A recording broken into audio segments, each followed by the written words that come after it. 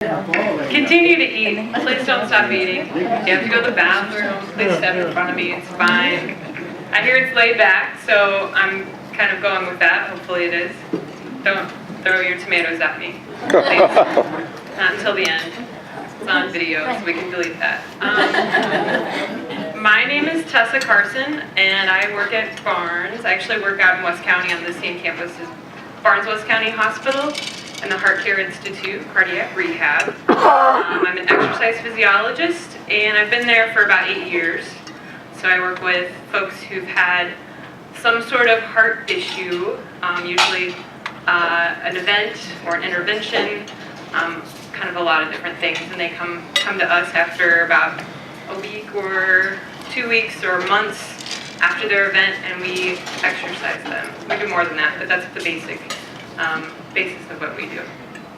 So I'm going to talk to you about exercise today. Can everyone hear me?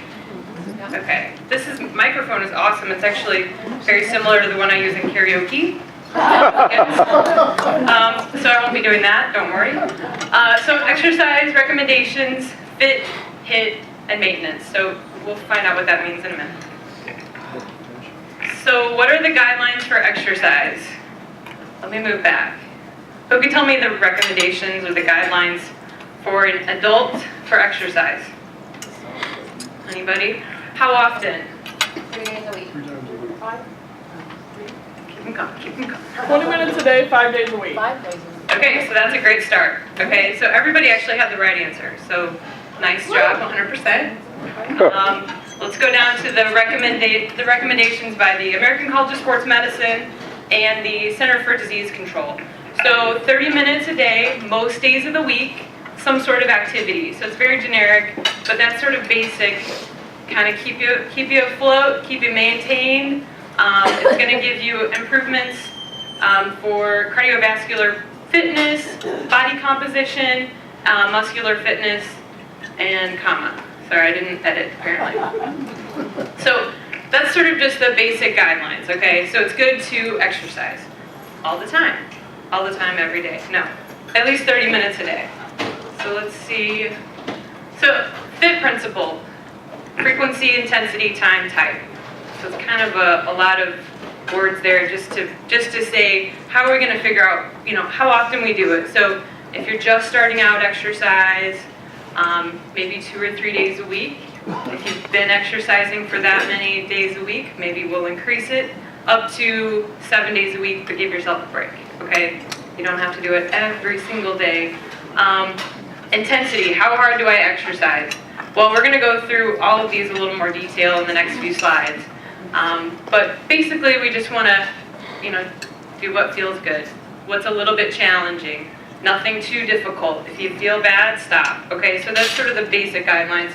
And then how long do I exercise in each session? That's going to depend.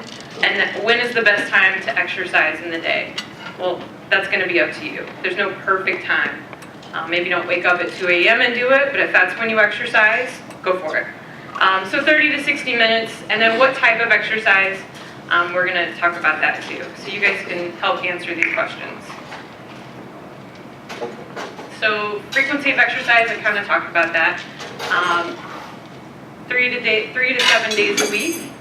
Again, if you are just starting out on a program, I don't want you to get overwhelmed and think you have to do 6 or 7 days a week. If you've done 0, don't go from 0 to 60. Let's go from maybe 2 days a week, like I said, 3 days a week. Start gradually. If you're doing too much, you might get sore, you'll have problems, and then you'll say, ugh, I hate exercise. That makes me hurt, I don't like it, I'm too tired. So let's start out a little bit less, a little bit slower, and that's okay. As long as you are consistent with it, hopefully you'll feel better. There is a stage of time when it's typically about 2 or 3 weeks, if you're consistent with your exercise, that you're feeling kind of tired from it. It's not really as fun as maybe people say it is. I don't know who says it is, but some people say it's really fun, and you get benefits from it. Ask the people who have exercised consistently for a long time, they'll tell you the benefits, but you just have to get there. So it does take time. So be consistent, or if you've been ill or out of exercise, maybe you've been out of town and you haven't been able to exercise, or maybe you've just been not feeling well, and so it's been a few weeks or months since you've exercised?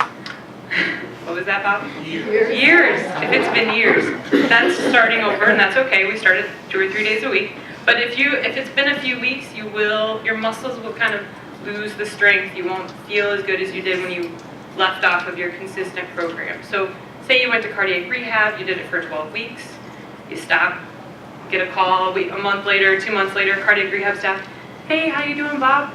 Are you still exercising?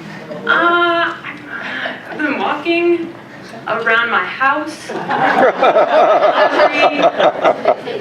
the kitchen. No, I'm picking on Bob because we met earlier and we go way back. So like at least 30 minutes ago. So basically what happens if you're not feeling well, you want to ease into it. So cut your exercise time in half, reduce the resistance, things like that. So just listen to your body. Don't do too much at once. I know some people have the type A personality. They want to just hit it hard. They're like, no, I could do this when I was 18. That's been a few years. So just think about that when you're doing it. All right, so let's go on to the next. Stop me if you have any questions, comments, concerns. How hard to exercise?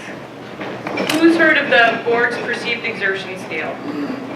6 through 20 scale. I'm going to show you so you don't have to hear about it yet. Signs and symptoms of overexertion. We're going to go through those. Target heart rate, which will be adjusted a little bit from these slides. Working hard enough to break a sweat, but still be able to have a conversation. So it's not necessarily true. You want to, a lot of times your body will, break a sweat to keep you cool with exercise, but that's not really the sign of, I'm exercising hard enough. You really want to listen to your body.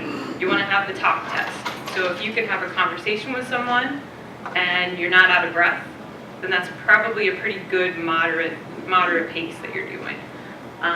Less than that, if you could take a nap while you're doing it, that's not enough, okay? So it doesn't really count if you're taking a nap on the rowing machine. I've seen that done. All right, so the intensity scale, Borg intensity, rate of perceived exertion. So the slide did not let me do one long list, but basically it's 6 to 20. We're talking about 6 being, that's the taking the nap on the rower, or sitting, not doing much at all. 20, maybe sprinting up flights of stairs, something very, very difficult. So really the range of exercise, since we're maybe going to go off of perceived exertion, more than we're going to go off of target heart rate or other things like that. If you're on your own, maybe you don't have a heart rate monitor, maybe your heart rate is not going to be a real good measure of how hard you're working. We're going to use this rate of perceived exertion scale. So typically, fairly light to somewhat hard is going to be in that talk test range. You feel like you have a little bit of a challenge, but it's not too much that you can't have a conversation with someone, okay? Makes sense? You guys exercise in that range right now? Everyone does. That's awesome. Everyone's head nodded. You must not have signs and symptoms of overexertion. So this is the stop, listen to your body part. This is the don't keep plugging on if it hurts or if it's uncomfortable or if you are having shortness of breath. So, I just kind of listed those here. It seems pretty obvious, but some people just push through like, oh no, I think I can push through this pain of, chest pain or shortness of breath or lightheaded, dizzy, sweating more than usual, things like that. So listen to your body. If it's too hard, stop. Call your doctor if you need to. There's never a wasted 911 call. If they're there for you, but call your doctor. Mainly just stop and kind of see if whatever's happening will kind of slow down or lessen when you stop exercising. So target heart rate, this is going to be, I put this on here because this is what we use in cardiac rehab. It's not going to really be pertinent here, probably as much. But in case you wanted to know target heart rate, here is what we use. Basically the Carbonin method at the bottom, heart rate reserve. It's a bunch of calculations, but they all have to do with resting heart rate, medications that you might be on, blood pressure can kind of go in that too. Now, I was and I was just miscommunication here, thinking it was more heart failure, not heart transplant. So in my mind, I've changed it, but I know that heart transplant Heart rates are much different, takes a lot longer, there's not the nerve connection and things like that. So, longer warm-ups are gonna be good for that. Takes a lot longer for your body to know, oh, I'm exercising. So we'll talk about that a little bit when we get to the activities and things like that. But that's gonna be more important. Heart rates are gonna be usually right off the bat around the 90s, 100s, and then they might taper off a little bit. But it's really going to be about how you're feeling, okay? Overall, not necessarily chest pain, obviously. So, kind of thinking about that, taking that into consideration. But this is just for your information. How long? So somebody said 20 minutes, 30 minutes, 40, 30, anywhere really. You can do 10 minutes 3 times a day to get your 30 minutes. If you're doing 20 minutes of high intensity exercise, maybe that's all you need all day. So it really depends on what kind of exercise you're doing, as far as how long you should do it. So I don't recommend over 90 minutes unless you're training for some athletic event. You want to consult your doctor first. I don't know who's going to volunteer for over 90 minutes. Bob's nodding his head. He did. You guys turned around, he stopped, but he was. I wish I knew someone else's name to pick on. Just kidding. All right, so basically 30 minutes, 20 minutes, as long as you're doing it consistently, that's going to be the main goal. Any questions about how long? All right. About 10 minutes. 10 minutes. Once a week. 10 minutes. You know what? If you're starting out and you haven't done anything for months, years, whatever it is, do 10 minutes. That's going to be better than nothing. Well, I did that the other day, and I got wore out 10 minutes. Yeah. Yeah, it really, you can start with 3 minutes. You can start with really any amount of time. The goal is to do more, but if you can't get to that, then I don't want you to not do anything at all. So even if you're just walking, so we're kind of joking about that, but it really is serious. So if you feel like 10 minutes is your max effort, and you can only do that 2 days a week or 3 days a week, once you build up the strength, the endurance, the stamina, you should be able to do a little more the next time. So the goal, really, the rule of thumb is 5 to 10% increase a week, if you can, if you're consistent with it. But that depends on you, too. Everybody's different. These slides are very general terms. Everybody would need a different prescription, basically exercise prescription in here. But good question. All right, so I'm going to go back. So what type of exercise should we do? 3 main parts. Did anybody see the slide? Cardio. So cardio, so aerobic or cardio, strength training, and then stretching, flexibility. So those kind of encompass the whole. Do you have a question? Yeah, cardio. I mean, I don't exercise, so don't get me wrong, but. Yeah, but you will after today. Well, That's the best I part. didn't get to start rehab until like 6 months later because of rejection and everything. But when I walked in with a higher, because of the vagus nerve, like 111, and now I forgot my question. Not exercising it now. Yeah, how do you judge it when your heart's beating so fast as it is? And then you get exhausted just walking up to a machine. So that's where the shorter amount of time would come into play. But you're So not basing it on your heart rate. You're not going to base it on your heart rate. Cardio. You're not going to do cardio You're- if you have a transplant, are you? Yes. Yeah, You absolutely. do? That's why you Yeah. would do that. That's on the person. So your heart rate may be at 111 when you start, but it might be 111 when you're in the middle of your exercise too. Yeah, Depends on the- have a rest. Correct. So yeah, I mean, it doesn't change as much with exercise. If you're starting at a higher, at least in my experience in cardiac rehab, when we watch the monitor, we watch the rhythms, heart rates, blood pressures, things like that. There's not a lot of change in that. We just go by how you feeling, how you feeling. You doing okay? How are you feeling? And that's constant all the time. So, you go in, you do 3 minutes, 10 minutes, whatever it is, in order to build a little bit. And the more you do cumulatively over the days, weeks, you should be able to increase your minutes of exercise. So don't get too hung up on the heart rate part. Like I said, I put it in here, shouldn't have, but it was more of a confusion on my part, so I apologize for that. It's cold. Like seeing sweatshirts go on, like jealous. Okay, so what type? So back to that. So what type of exercise? Aerobic training, so the cardio, once we build up to this. Now if you're starting at 3 days a week, that's fine, but if you can do more, if that's the part that's recommended, 5 to 7 days a week. So if you do 3, 5, 10 minutes, 5 days a week, that's great.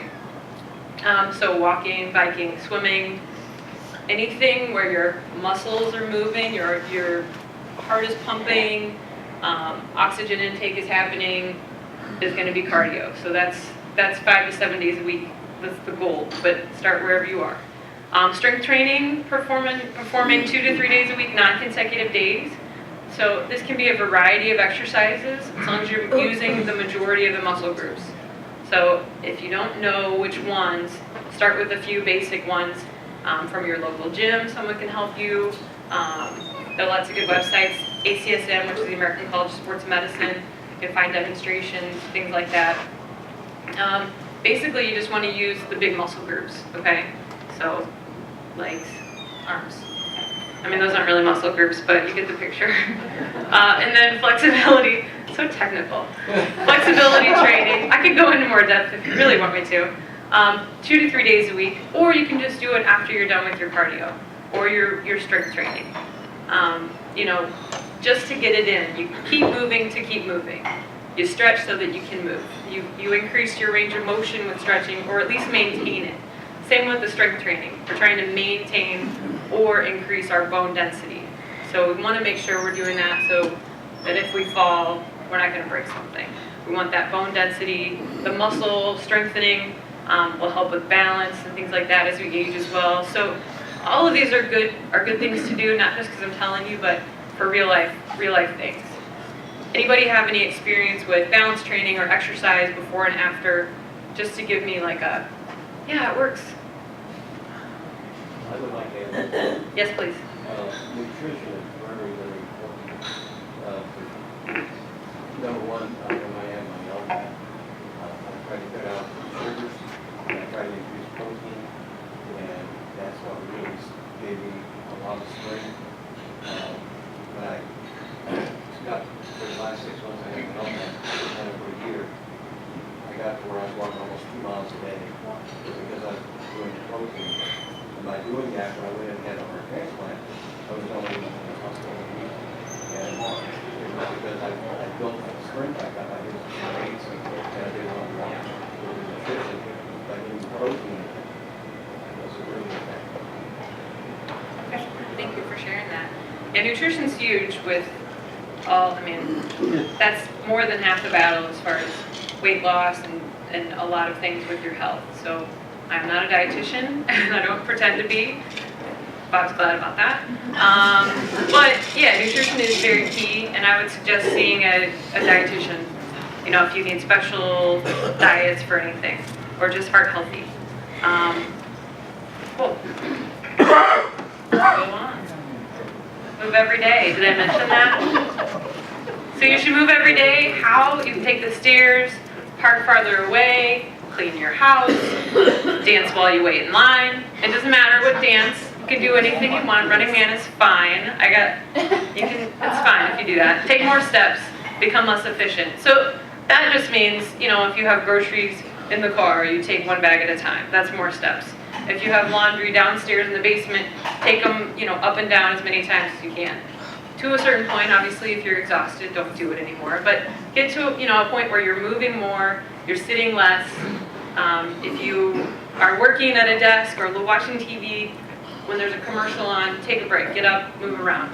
Do your 10 minutes or your 3 minutes of walking in place on your commercial.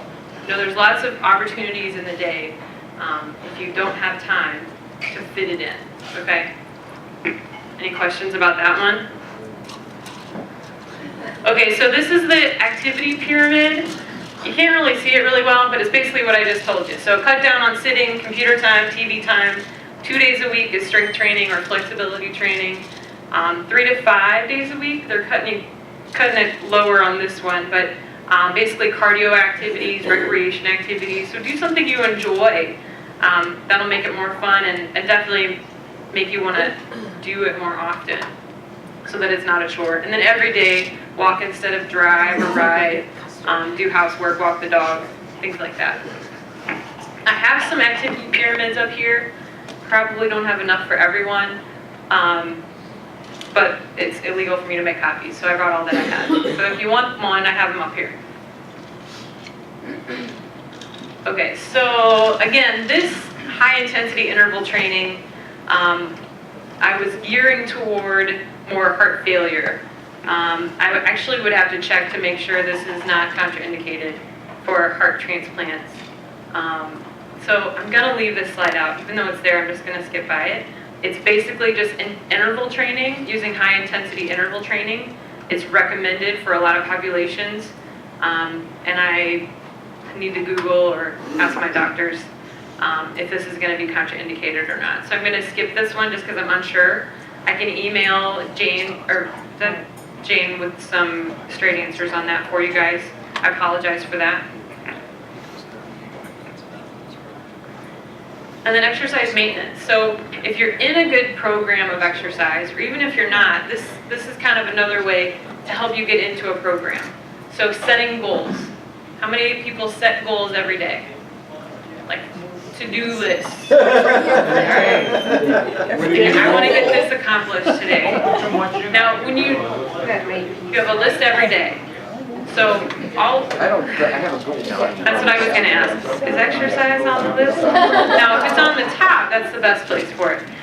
Developing exercise prescription or have a plan. So basically just, getting down on paper, or at least set in your mind if you're not a list maker or you don't have your little list at the beginning of the day.